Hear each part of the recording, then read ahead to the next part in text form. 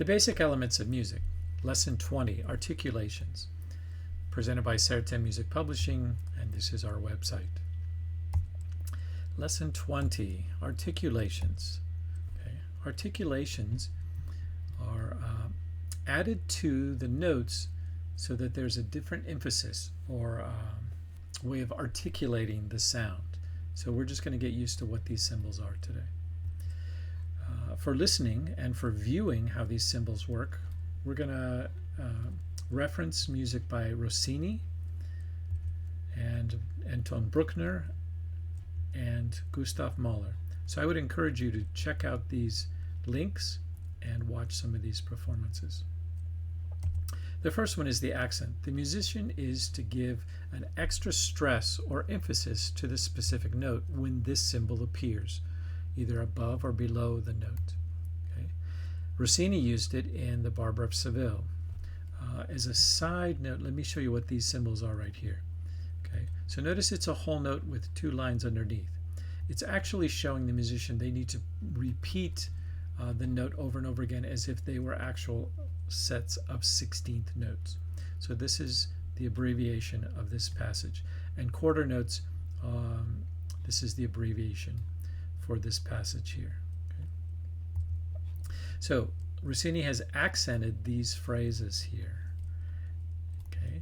So notice the accent symbol, and notice there is no accent here. So this passage should be played differently than this. This gets the extra emphasis.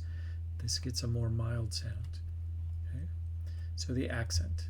Next one is marcato, and that's a V that's upside down. Okay. And Bruckner used it in his 8th Symphony, and I've given you the time reference where you hear this passage, 8 minutes and 55 seconds into it. So there's a little bit of separation, but you can see the articulation is different. Okay. Here's the accent, and here's the marcato. So the marcatos. Okay, staccato is to play with separation between the notes. And that's indicated with a dot above or below, not on the side, not like the dotted half note. Okay, okay. So these are all played very short. Ta ta ta ta ta ta ta ta ta ta ta ta ta ta. Very short and separated. And another passage down here. Tenuto is a line above or below the note. And we're back to Bruckner, and you can see where he wants a full length of notes. Da, da, da, da, da, da, da. Okay. Not separated. Okay. So the tenuto marking. Okay, a few more articulations, maybe not so much articulation, but directions on how to play a passage. And these are for the string instruments. Down bow and up bow. Okay, here's the bow, that's the tip, and the frog. Okay, a down bow will start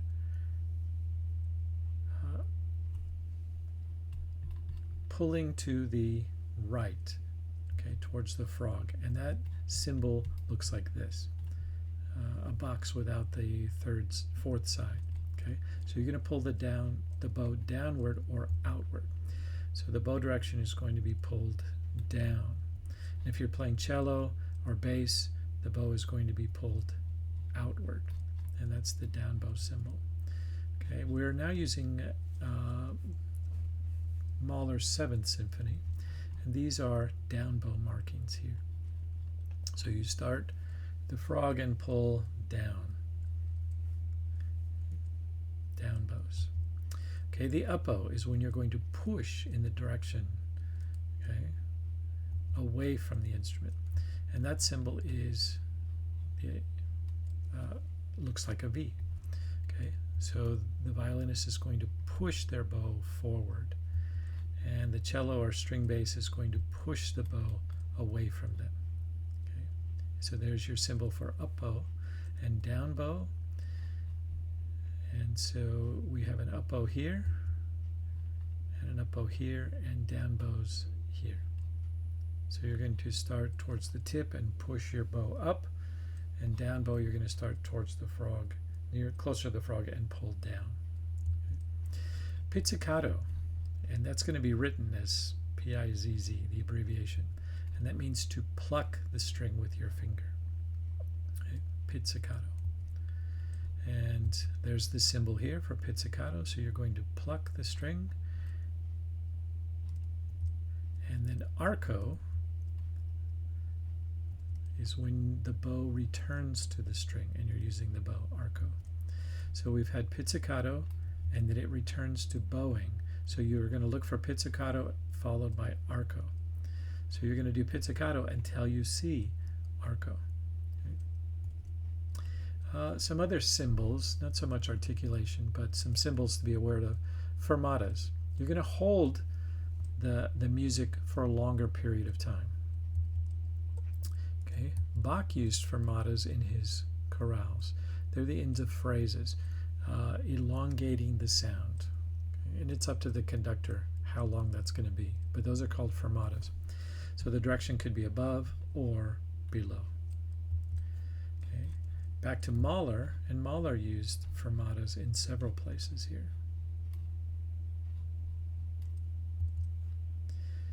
And there's even a fermata over the rest, a short note, and then another fermata. So there should just be silence that should be extended.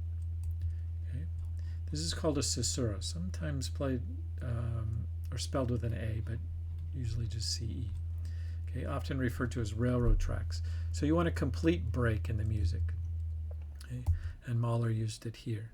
So everything just comes to a stop.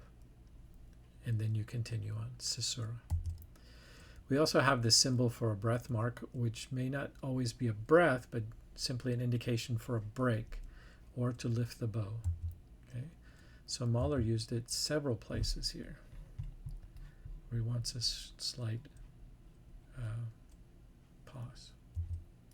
Okay, so your worksheet, you're just going to identify what these symbols are, writing the word on the line below.